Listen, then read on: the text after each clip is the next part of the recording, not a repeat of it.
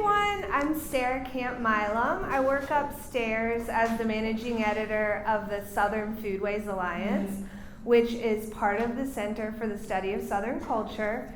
And I'm excited today to introduce Rae Garringer, our speaker today, who has a new book out from Haymarket Press this month called Country Queers, A Love Letter, which came out of their decade-long project of conducting oral histories and taking photos of LGBTQIA2S+ individuals in rural areas and small towns in the South and beyond. So they are a native of West Virginia, a former public school educator, and began this as a summer project between school years teaching. And eventually this project grew, and they earned their master's in folklore in the American Studies department at UNC Chapel Hill. And are now back in West Virginia, living on a homestead, and continuing the Country Queers project, which aims to, I think this is what you're going to talk about, so I won't say too much, but aiming to push back against the narrative that, there's just one kind of person that lives in rural areas, which, as we know, is not true. And that queer individuals only live or only belong in major metropolitan areas. So their interviews and their photography proves otherwise and shows the rich diversity of the American rural experience. So there are books for sale out in the hall afterwards if you'd like to buy a copy of Country Queers. And Rae will also be at Violet Valley Bookshop, Jamie Harker's bookstore in Water Valley, for an event this evening if you're excited to go down there and learn more and hear more. So thank you so much for coming, Rae. Come on up.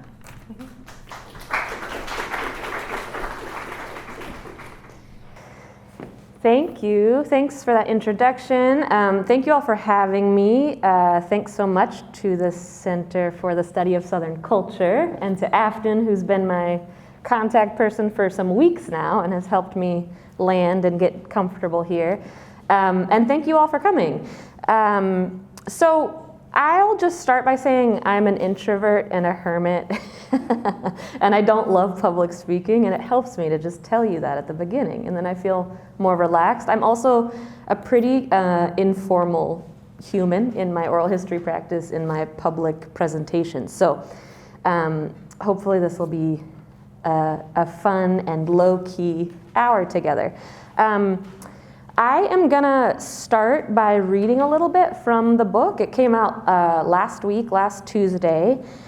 So I'm gonna read a little bit from the preface, and then we're gonna see some images and hear some audio from some of the people that I've interviewed over the past 11 years. So I actually changed my mind about where I was gonna read from on the walk over. So I'm not gonna start at the beginning of the preface. I'm gonna start a few pages in.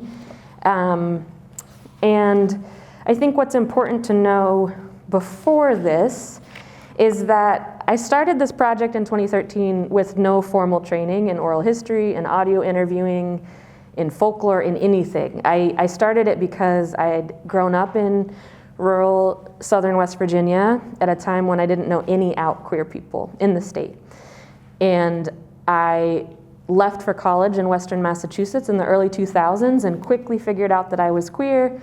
But I spent 10 years away from home, really achingly homesick outside of Appalachia, because I bought into this long-standing national narrative that the only possible outcome for queer people in rural places was violence and death. And when I finally did move home about a decade after first leaving and started to see queer people around, I got really frustrated because I felt like both I'd been lied to by omission by my home community about the fact that we've always been in places like Pocahontas County, West Virginia, Greenbrier County, West Virginia.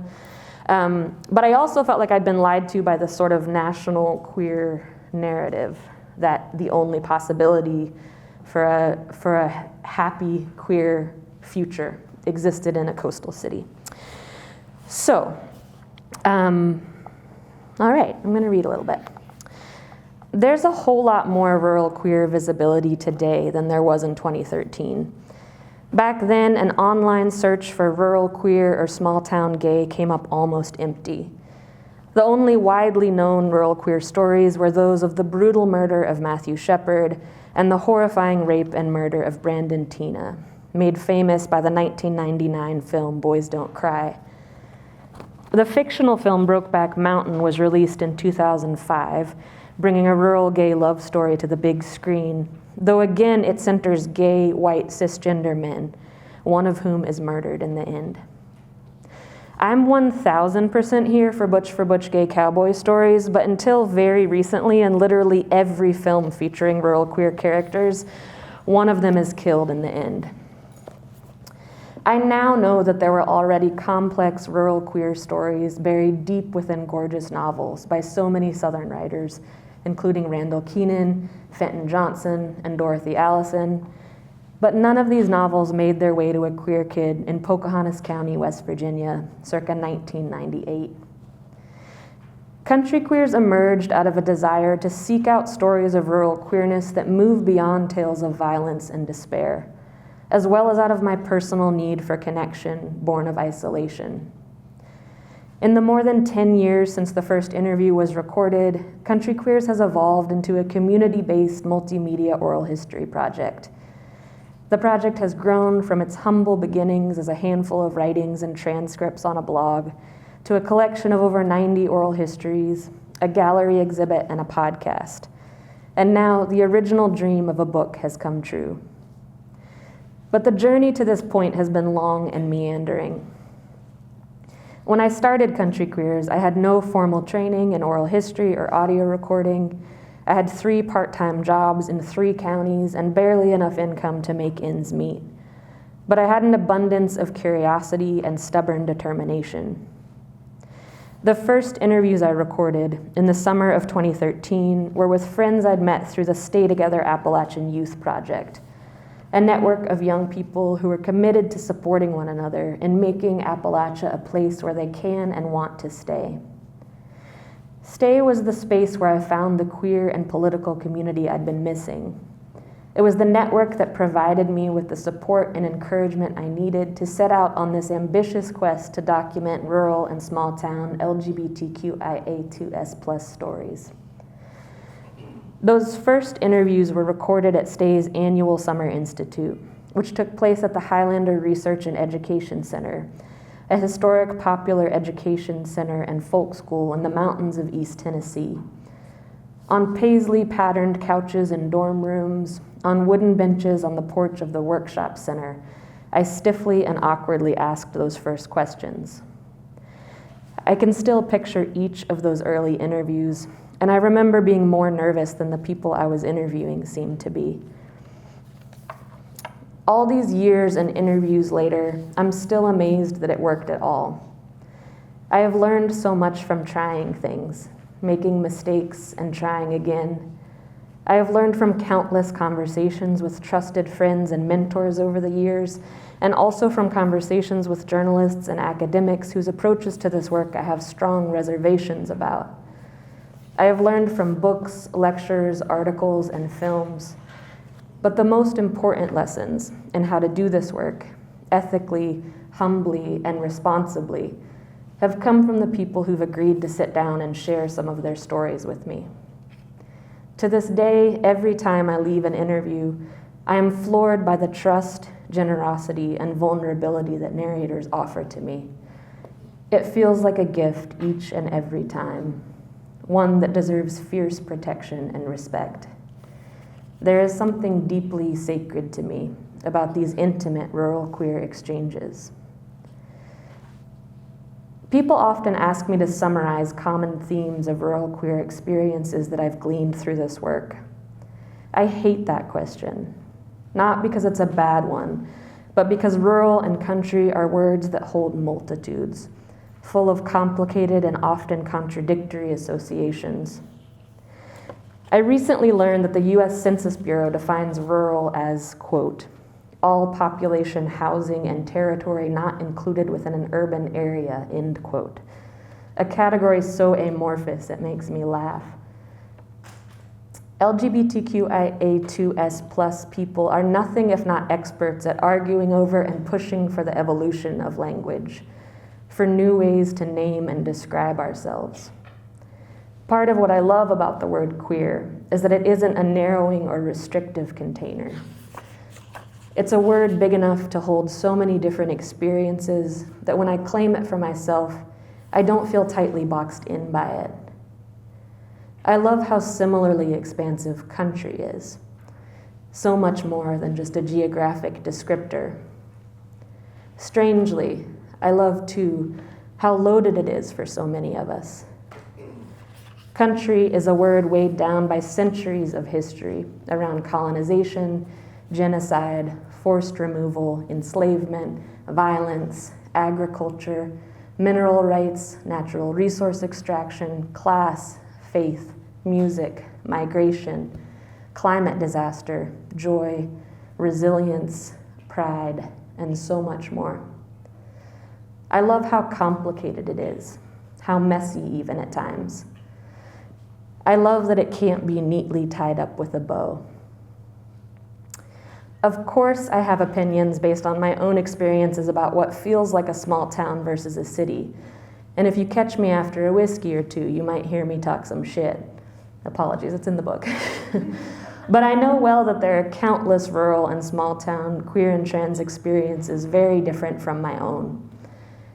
I decided early on in this project that I had no interest in policing a concept or definition of what does or doesn't count as country, small town, or rural based on population numbers alone. Major cities are out, though some people once tried to convince me that Atlanta is country. Across all these interviews with all these people in all these places, only a few things seem universal. Most country queers detest sitting in traffic and do not understand why city people put up with it. The isolation can be real intense at times, and for many of us, dating is rough out here.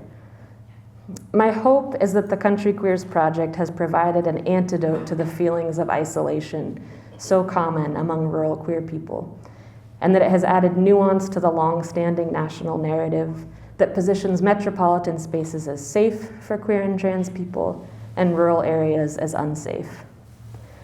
This oversimplification flattens the deep complexity and multidimensionality of all our communities. When this project was born, I lived in a house with no cell service, no internet, and an old landline phone. Snakes came in through holes in the wall, and I commuted multiple hours a day to work in rural public schools where I couldn't be out. There have been unique challenges to running this project in and from rural Appalachia, but I also believe the project has benefited greatly from the fact that I have pecked away at it week after week, month after month, year after year, as an isolated, chronically ill, visibly queer and gender-weird person living in the conservative rural South, often with terrible or no internet access and woefully subpar medical care. This work is not theoretical to me. It isn't a passion project born out of curiosity alone. It has been a personal strategy of survival. Great. So that's a little bit from the preface, and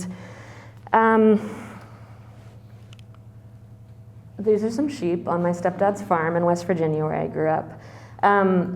So I think that excerpt does a good job of sort of describing how the project has evolved a bit from really me having no idea what I was doing with a borrowed audio recorder, not knowing how to use it, but really needing to like meet and learn from other rural queer people. How are people making this work? How are people, I don't know, I was substitute teaching in the elementary school where I'd gone and the same principal was still there, and I was like, this is weird. And so the project has really had many chapters. The book moves chronologically through the sort of history of the project with several sections. And the first section of the book is called The First Year. And it includes 3 excerpts of interviews I recorded in 2013. And these 2 were recorded with people who I met at the Stay Project and recorded these at Highlander, which I mentioned in that reading. This is Alandria Williams, who has actually since passed away.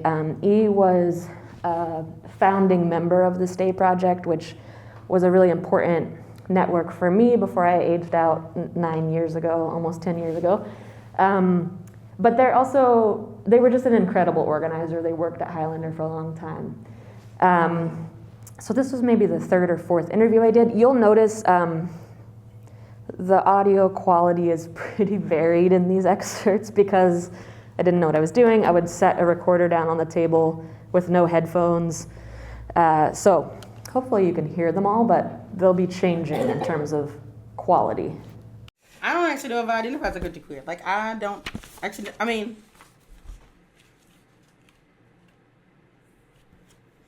like, I feel like I identify as someone who is from a small zone. I feel like I identify as somebody who is tied to the land. I feel like country is complicated, and it's partly based upon my own internalization. I mean, let's just go there, right? So it's like, it took me, I hated East Tennessee my entire life. Hated it. When I think country, I think East Tennessee. And it took me 23 years to be fine with East Tennessee. Now I'm okay, but it took a long, long time. I clearly don't identify as an urbanite, so I guess that's the other option of urbanite is country, small town. So what was the actual question? So how do you feel about being queer and maybe not urban?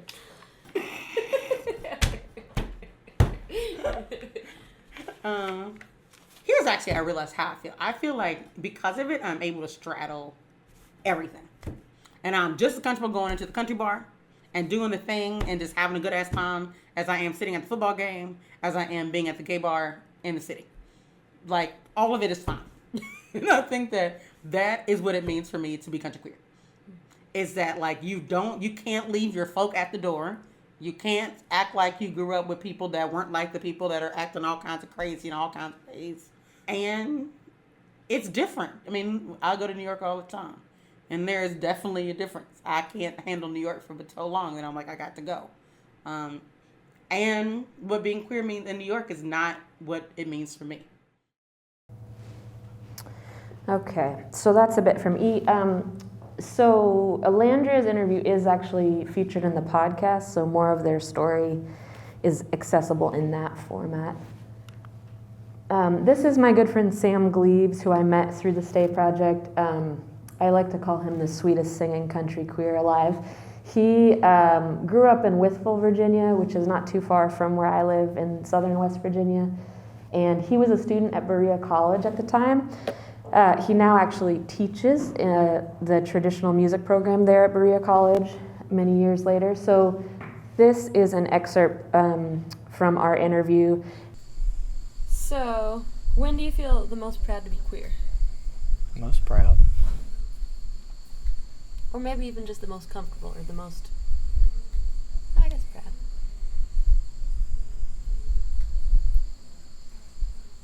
I have a rainbow banjo strap that I put on my banjo a couple of years ago. And I put it on there, and I had some gigs coming up where I was going to play in front of people. And I thought, and I almost took it off and replaced it with just a normal leather strap before one gig, because I thought, this is a bunch of older folks, and I don't want to, I was performing with someone else, and I don't want to make the person I'm singing with feel uncomfortable, and I don't want to make the audience feel uncomfortable either, because that distracts from the music, which is the holiest thing to me, that they hear the music. And I approached the person that I was going to be singing with, and I said, do you think that banjo strap is too gay? And he said, there's no such thing as too gay. It's like having too much money. And I was in stitches laughing, double over. And I thought, I'm never taking this strap off here now. I haven't since.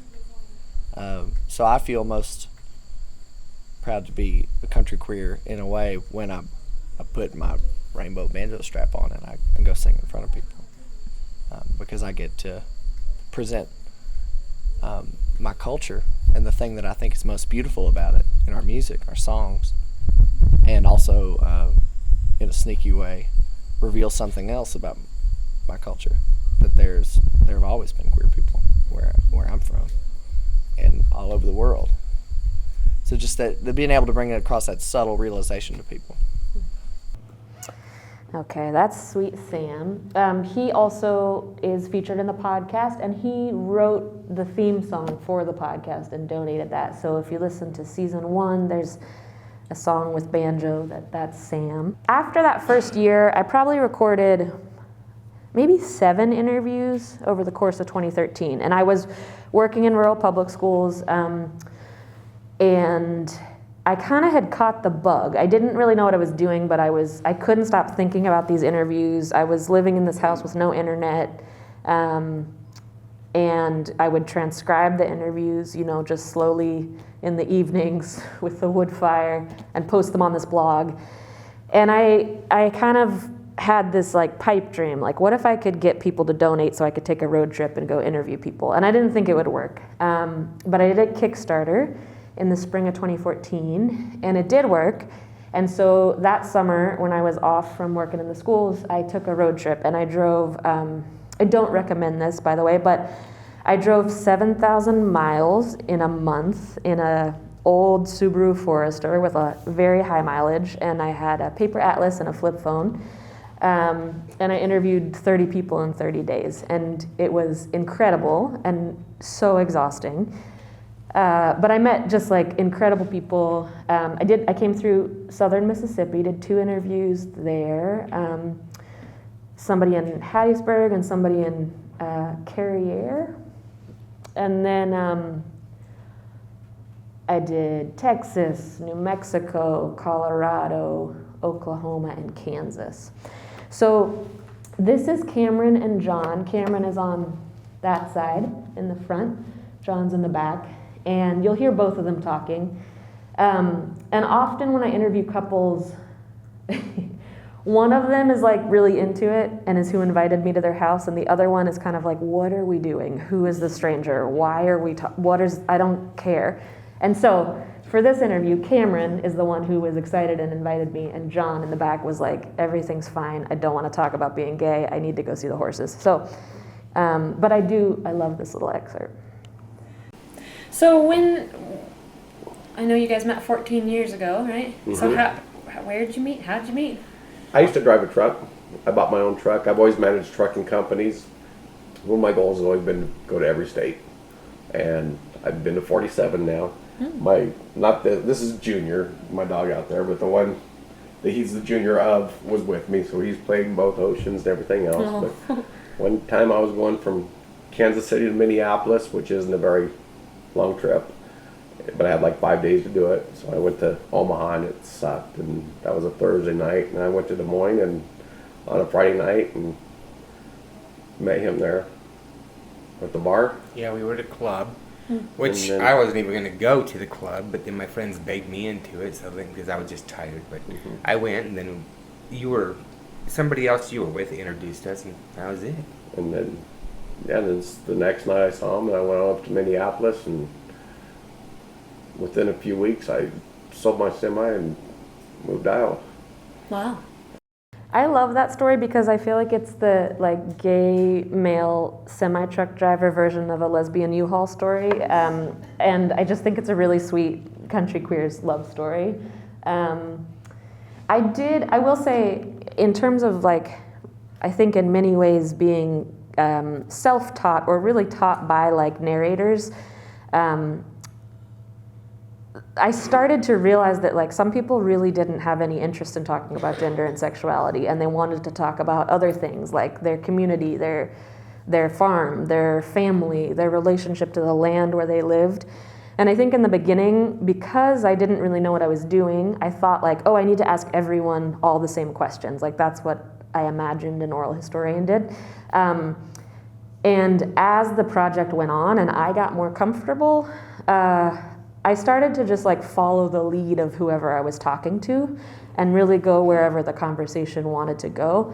But I do remember John is one of the first interviews where I was like, oh right, some people like really don't want to talk about their identity. And he really wanted to talk about the horses on this horse rescue ranch and his relationship to them. So I'm really grateful to him for sort of teaching me through redirecting at every question. This is David, who I interviewed in Texas on that trip. And yeah, we'll hear this clip.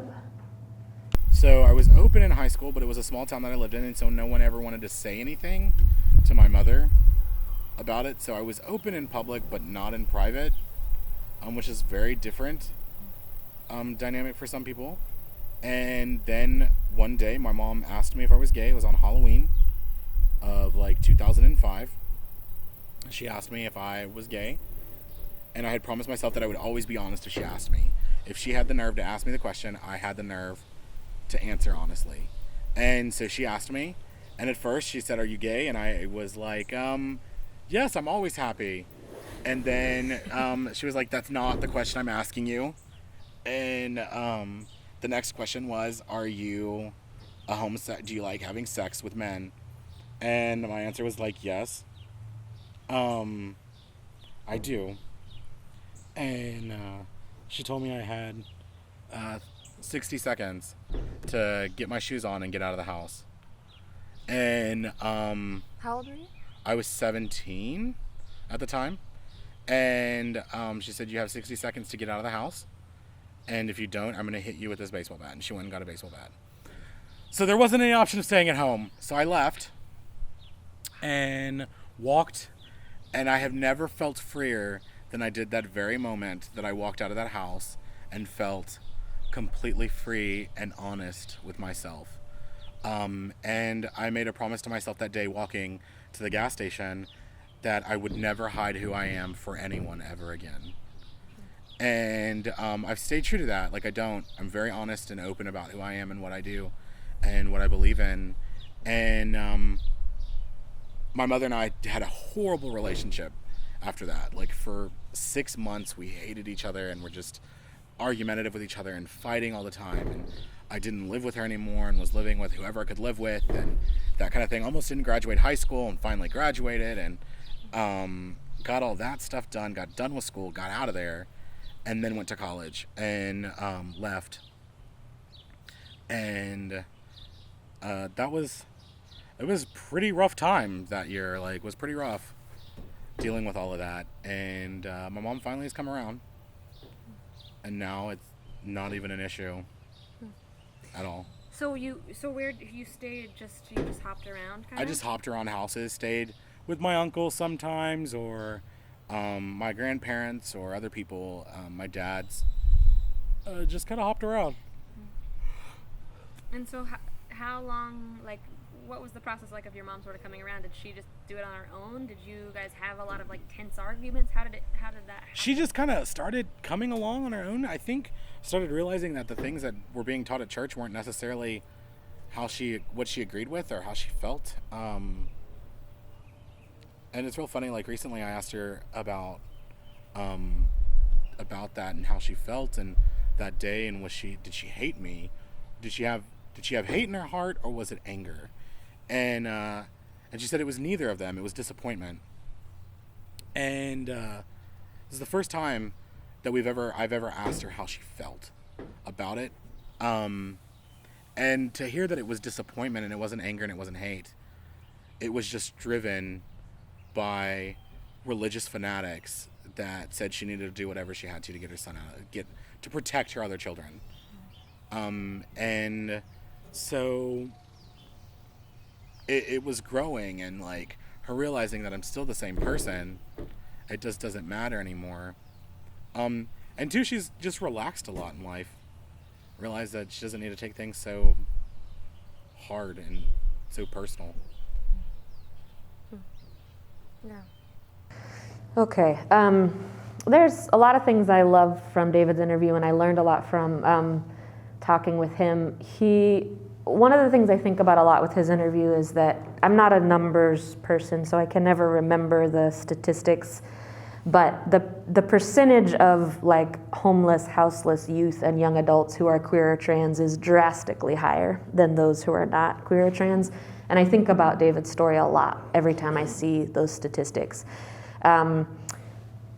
David, the other thing is, I think a lot about sort of extraction. I think being from Central Appalachia, a region kind of completely controlled by coal, and with a pretty complicated relationship to national media and to histories of being sort of documented from the outside. So I think that over the course of this project, I've thought a lot about, which I think is kind of required for this kind of work, for this kind of documentary work, about sort of like, am I taking stories without giving anything back to narrators or communities? Is there an exchange? Is this equitable? And I don't have a perfect answer to that, right? And I don't think there's a way to do this work perfectly, but for the online launch event with Haymarket Books last week, David actually joined that panel, and it was the first time we'd seen each other. We've emailed over the years, over the decades since I interviewed him, but he joined that online event, that webinar, and we both ended up crying on the call. And it was really powerful for me to have him as a narrator cry about how important it feels for him and for his younger self to know that like the other end of all of that rejection and homelessness would find him as an adult sharing his story with young rural queers in the future and present. So that was really, really powerful. He has moved back to the county where he grew up in rural Texas and is farming there with his husbands. He has dairy goats. I have dairy goats. We like to talk about dairy goats. Okay, so after that big road trip, I came home with 30 more interviews. So I had almost 40. I went back to work in public schools where I couldn't be out at work.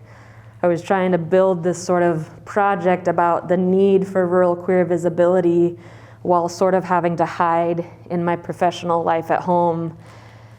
I had like no idea what to do with these stories, felt very overwhelmed. And that's what led me to graduate school and to the MA program in folklore at UNC Chapel Hill. In the book, the section that includes grad school is just called The Overwhelm, and I think that really sums up this 5-year period. Is, you know, the original dream naively was this book. I was going to go to every state and have a full color book of photos and interview excerpts, which is ridiculously expensive, incredibly exhausting, and turns out there's not a lot of money for books. So while I was at grad school, there were a lot of ideas of like, what are other ways these stories could be shared, especially with other rural queer people, right? Like, is it a podcast? Is it a film? Is it a sort of like crowdsourced website? Like just all these possibilities of what might be the right way to share these stories. And so I slowed way down on the number of interviews I did during this time. I took a lot of classes, including some classes in audio production at the Duke Center for Documentary Studies, which would then lead me to what I still do for work is audio production. So this is one of the interviews I did during grad school. Robin, we had actually met on OkCupid. I don't even know if that still exists, but anyways, and never went on a date. But Robin had bees and goats, and I like had bees and wanted goats. And so anyways, we kept in touch, and I asked if I could interview her. And Prospect, Virginia is not too far from Chapel Hill, North Carolina, so I went up and spent an afternoon with her and her goats. Okay. My name's Robin Thurkill. I'm 41. I live in Prospect, Virginia, which is between Richmond and Lynchburg, kind of, just outside of Farmville, Virginia. Great. And so I guess if you were going to describe it here to somebody who's never been here, doesn't know anything about what it's like here, how would you describe this? It's rural, but it's not, the desert, or it's not the most rural it could be, but it's pretty rural. It's a lot of kind of one-horse towns. The town of Prospect does not even have one stoplight. There's probably 15 churches, but no stoplights. So it's one of those kind of towns. There's a post office and 2 stores here. That's it. So, yeah. So I guess I'm curious just about like your family history on this land, or what you know about it, or what did your grandparents, did they farm, or? Yeah, my great grandparents moved here from West Virginia, bought 40 acres of land. It was at the turn of the century. Wow. And actually, if you think about it, my great grandfather would have then been a black man traveling from West Virginia. If you just kind of wrap your head around that. Yeah. And he came here, and him and my great grandmother bought the land on credit. Out of the original 40 acres, 35 are still here. My grandmother and her, 14 brothers and sisters were born here. My mom and her 5 brothers and sisters were born here. That wooden structure up there. The porch is the porch to the original farmhouse. Oh, wow. Yeah, so it's important to me. There's a lot of history here. Robin was another one of the people I interviewed who really just was kind of like, yeah, being gay is fine. It's not a big deal. Nobody cares. And I really want to talk about my family's relationship to this farm. And Robin's interview is also featured in the podcast, and there's a big section of it that's actually about her mom's childhood in Prospect, Virginia. That when Brown versus Board was passed, the county public schools, instead of integrating, just closed for 5 years. And so her mom and all of her aunts and uncles had to move out of state to just be educated as elementary school children. So Robin was another one of the people who sort of taught me to just follow the lead of the people that I'm interviewing, because I think for journalistic interviews or other kinds of projects, you might have sort of a focus that you need to follow. And I think one of the things I love about oral history is that, or at least for this project, that isn't required, right? There isn't this narrow thing that we're looking for. And that spaciousness, I think, is really suited also to country spaces and the slowness of lives and conversations there. Okay, this is the last audio clip I'm going to play, and this is actually the most recent interview that I did. This is Kasha. She is the founder of an organization called the West Virginia Black Pride Foundation. She's in Charleston, West Virginia, which I would consider a city. It's West Virginia's largest city, but the population is 47,000. So I think by many people's standards, it's still not a city. So Kasha runs this amazing center in East Charleston out of this funky old house that she and community members have fixed up themselves. There's murals inside. They have a clothing closet. They do a lot of free meals. They have sort of support groups. And Kasha grew up in Ashland, Kentucky, which is just over the Ohio River from Huntington, West Virginia. And talked about moving to West Virginia and finding, becoming first a drag performer, finding sort of for the first time in her life other Black queer community, which was not something she'd had in Kentucky. And this is her kind of describing the first time she met her drag mother. I think there might be some cussing, I can't remember, but I apologize. Okay, the Driftwood is no longer there. It was where the Polo Club used to be. It was in Huntington. Huntington. Okay. And I was very young. I was too young to be even going in there. I was 16. My cousin would always take me out because she was my younger cousin. She was the black sheep of the family, and so she would always take me everywhere with her because I used to babysit her kids. And then as I got older, we just started hanging. So then it was just like cousins on the prowl, and every time I went somewhere, she took me with her. I was always with her.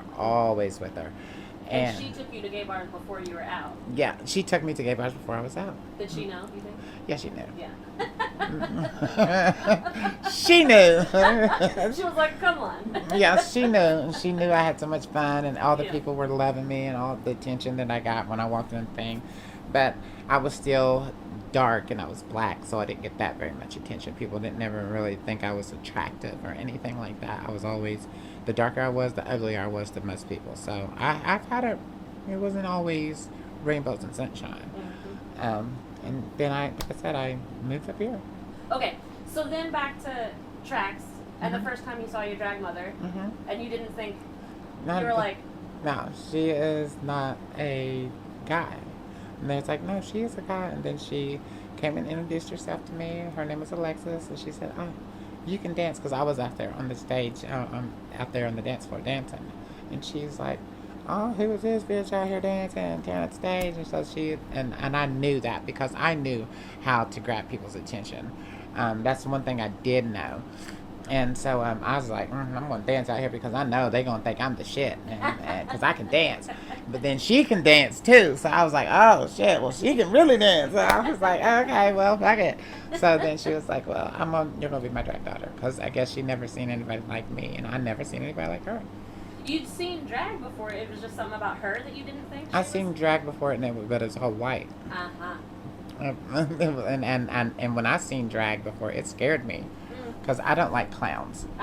And I'm just saying. Sorry. Pardon me. Let me get us a bottle of water real Okay. quick. Let me get us a bottle of water real quick. I love this clown. Okay, so that's Kasha. She is wonderful. I will say this is the first time I've played that clip other than at an event last week at a queer bar, and it feels a little bit different to play in a university setting. Thank you for bearing with me with the cussing in that one. Kasha is incredible, and I actually met her at a rally in opposition to an anti-trans bill at the West Virginia State Capitol in March 2023. I don't know what's been going on in Mississippi, but that has definitely been sweeping so many states, these laws.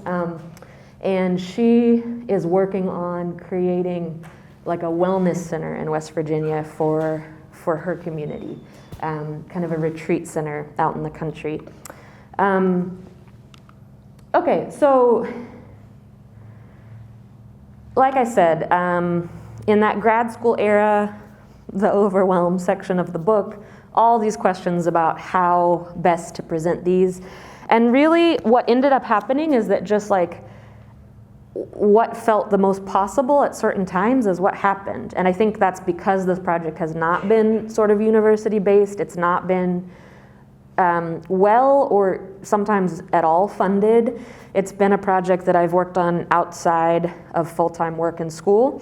But the way that it sort of has evolved is that in 2019, a small gallery in a college town in southeast Ohio asked if I'd ever thought of doing a gallery exhibit, and I said, I haven't, but let me see if I can do it, and got the first ever grant for $3,000. My dad, who's an artist, had a really nice printer, so he printed the photos himself, and then we went to Goodwill's and got old frames and then painted and glitterified and bedazzled them. So that was the gallery exhibit. It's shown in a few places, including at Apple Shop in Eastern Kentucky, where I worked for several years after grad school at a community radio station, thanks to those audio classes at Duke Center for Documentary Studies.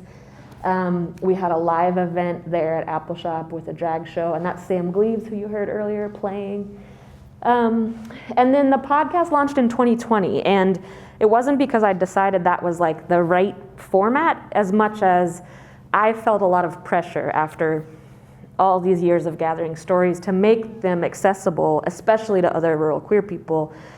And after being responsible for cranking out 8 hours a week of radio at a 24/7 community radio station with a staff of 3, I knew that we could like make a podcast pretty quickly with less money than I thought a book would happen with. And so in 2020, with a really brilliant editorial advisory team of Sharon Patricia Holland, who was one of my professors at UNC, Louis Raven Wallace, who is a journalist and organizer, and Ermelinda Cortez, who is also a really brilliant organizer and rural queer from the Shenandoah Valley of Virginia. We launched season 1 of the podcast. We've made kind of like 2.5 seasons, I'd say by now. Season 2 was a collaboration with a rural queer organization in Vermont called Out in the Open, and we did an all online experiment in bringing together 6 community participants who were all rural queer trans people, and did online sort of workshops in how to do oral history interviews, how to record virtually, and then those folks recorded someone in their community and worked with the editorial team to produce that episode. So it ended up being 9 months of working together with people in rural Hawaii, far west Texas, Vermont, eastern Kentucky. Everybody had terrible internet and cell service. It's kind of a miracle we pulled it off. And then this book dream came true, which is still like pretty wild to me that it happened. And I'll just tell one like quick story about how it happened and then open it up for questions, comments. So I did a fellowship through the University of Southern California called the Civic Media Fellowship, and lots of like really brilliant creative people in a variety of mediums. And I remember during that fellowship someone saying like, apply to things. Even if you don't get them, it's good, apply. And I was at a point with the project where I was really burnt out, I was really broke, I was like working, I still juggle a lot of freelance jobs and have all these goats and bad fencing, chronic illness, you know, the balance was not feeling right. And I was I remember being like, I'm gonna take all this time to apply to things that you don't get. Like there's a lot of energy that goes into applying to things like fellowships or grants or opportunities like that. But I applied to a fellowship through the Oral History Association. I didn't get it, and that was disappointing. But what happened is that my editor, Dow Tran, who works at Haymarket Books, was on the selection committee for that fellowship and really like couldn't stop thinking about country queers and reached out to me to see if I'd want to chat about publishing possibilities. And really, thanks to her, this book came true. She helped me write a proposal, which I didn't know how to do. She helped me plan out a workflow for working on the book. She worked through multiple drafts with me. We're like still texting every day while I'm on tour.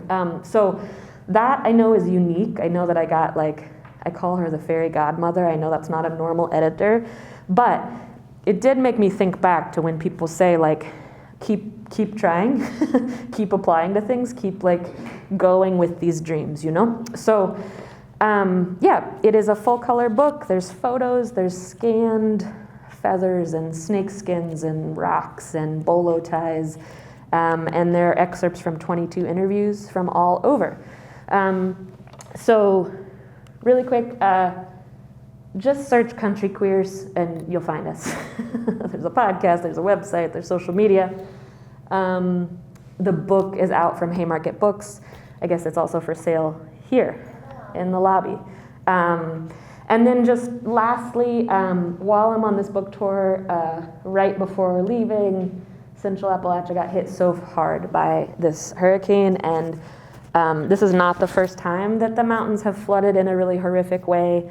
This project has been shaped by climate disaster in Central Appalachia, a horrible flood in West Virginia in 2013, a really horrifying flood in East Kentucky in 2022 that took out a really important archive at Appalachia, and now East Tennessee, Southwest Virginia, and Western North Carolina. So if anyone is interested in and able to support some of the mutual aid efforts happening, these are some really good folks, specifically working with rural communities. So, okay, that's what I have. And then I think questions, comments, conversation. I just have a question about the Native American land.